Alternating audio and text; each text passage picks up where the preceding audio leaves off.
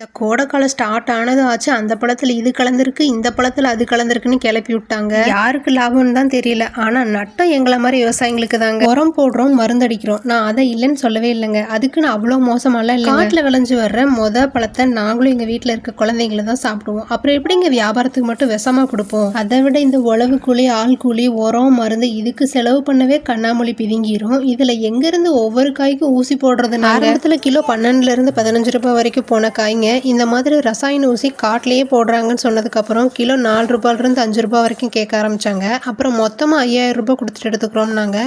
இப்போ அதுவும் இல்லாமல் போச்சு. ஆக மொத்தத்தில் இந்த டைம் தர்பூசணி போட்டவங்க எல்லாரும் தலையில் துண்டை போட்டுட்டு போக வச்சுட்டாங்க. போட்ட முட்டுவலியில் கொஞ்சமாவது கைக்கு சேரணும்ல, அதுக்காக இப்போ விவசாயிகளே சின்ன சின்ன வண்டிகளில் ஒரு காய் 50 ரூபான்னு விற்க ஆரம்பிச்சிட்டாங்க. நாங்களும் அப்படி தான் சேல் பண்ணோம். ஏதோ எங்களுக்கு கை செலவுக்காவது ஆகுமே. நீங்களும் யாராவது வண்டியில் வச்சு வியாபாரம் பண்ணுறதை பார்த்தீங்கன்னா அவங்கக்கிட்ட வாங்கி அவங்களுக்கு கொஞ்சம் ஹெல்ப் பண்ணுங்கள்.